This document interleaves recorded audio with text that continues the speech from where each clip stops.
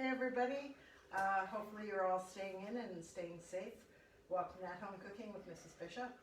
I am so excited because I'm going to share a pizza dough recipe. So Michelle, Diane, this is for you. Also Callum. So let me wash my hands first and we'll get right to it. Oh, and happy birthday to Mr. Bill Wood.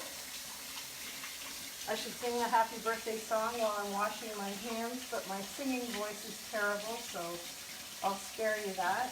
Happy birthday, Bill. In between your fingers, under your nails, fronts and backs, and I think we're good. Okay, so this is really an unusual recipe because usually when you're working with yeast, you have to bloom it, which means you have to activate it in warm water with sugar. The sugar is to feed it because it's a living organism, usually a little dash of salt. And this recipe I found last week, and I have been searching for a very long time, so I'm so excited. So in this bowl, I've already measured out 1.5 cups of flour. To that, we are going to add 2 1/4 teaspoons of yeast. So if you don't have this mammoth yeast container, it's equivalent to 1 pack. Okay, so there we go. Yeah, this is very strange. To that we are going to add 1.5 teaspoons of sugar because, as I said, our little yeast buddies in here need some food. So that's 1.5. And to that we are going to add 3/4 of a teaspoon of salt. So that's all in your bowl. In this 1 cup measure, I've measured 2 tablespoons of olive oil. To that, we're going to have tepid water, which is warm water that won't burn you because we don't want to kill the yeast. And if the water was too cold, it won't activate the yeast. So what you want to do is you just want to put your finger in. Oh, it's lovely and warm. And we'll add that to our mixture. So we're just going to give that a gentle stir. This is enough to make 1 cookie sheet pizza. So I made this for Friendship Friday, and a lot of my friends have asked for the recipe. There we go. So all we're going to do is we're just going to pull it together using our clean hands. Now the original recipe that I found had an additional 3/4 cup of flour, and it just made it really dry. So we just want to incorporate all the flour, make sure it's a cohesive unit here, and we're going to turn it into a ball. Still work with it for a bit. Oh, it's starting to get sticky. And then also too, it says you should oil a bowl, cover your dough with oil, and let it rest. But I find, I'm going to put this on the counter, I find that if I just pull it together nicely, and here we go. Okay, so it's a little bit sticky. It's not dry at all. So we're going to put it in here. I'm going to lay some saran wrap over the top or a paper towel, and I'm going to put it in a warm, dry place until it doubles in size. And that's it. How long did that take? Not long at all. So put it over here by my stove. I'm going to put a paper towel over it. And now we're going to get on to cheesecake. Oh, I just want to say too, so I ran out of pizza sauce. So instead I made some monkey bread using the pizza dough. And it's stuffed with cheese, rolled in garlic butter, and just cooked in a pan. Okay. So, cheesecake.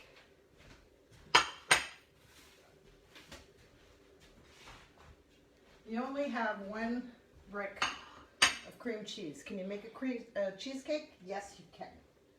So you can either make 12 of these individual cupcake ones, which are really cute. Actually, you can make 12 to 16. And then I have springform pans. So a springform pan just has a latch on it, and it allows you to move the cheesecake out. But if you don't have this, you can use any container. Just make sure that you put parchment paper in it, and it'll release. So, the recipe, oh, this is great too, because these are on sale for $1.97 this week. So 1 pack of cream cheese. It's at room temperature.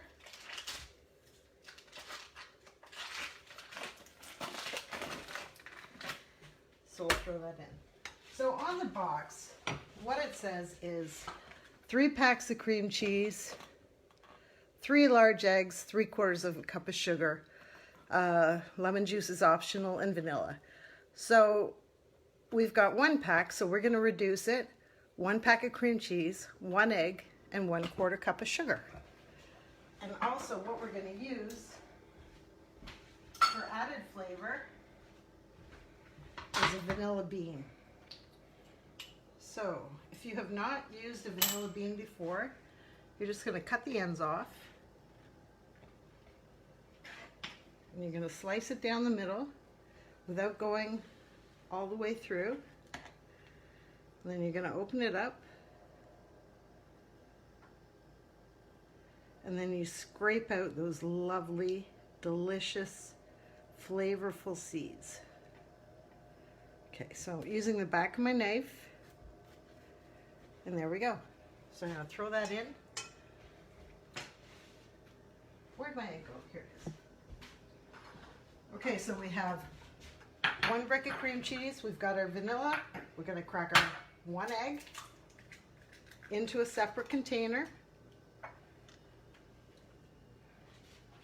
And to that, we are going to add 1/4 cup of sugar because we're reducing the recipe by 3.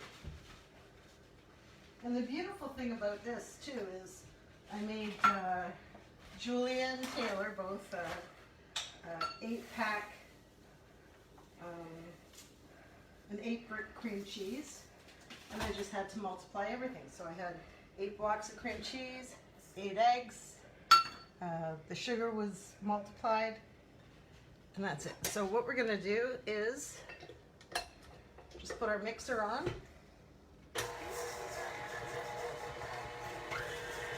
And we're going to pull that together.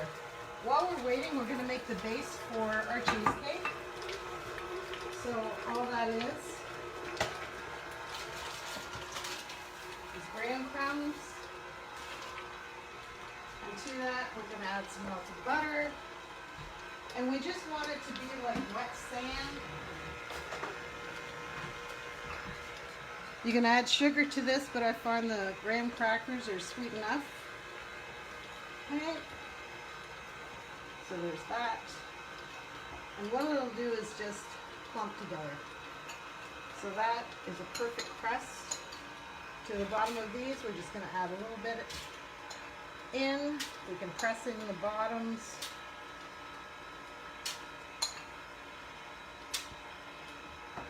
And we'll do one on my spring form.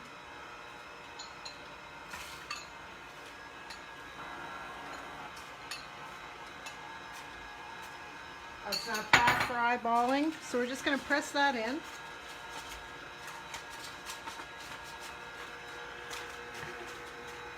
And the beauty about cheesecake is you don't have to use graham crumbs.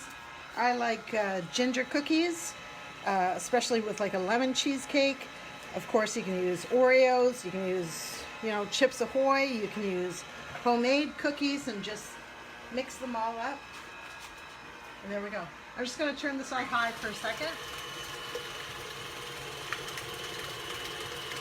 We just want the majority of the lumps to come out. And again, too, when you are doing your cheesecake, if you want, you could throw in lemon, you could throw in chocolate, you could throw in whatever flavorings you like. You could do orange cheesecake. Okay, that's starting to come together.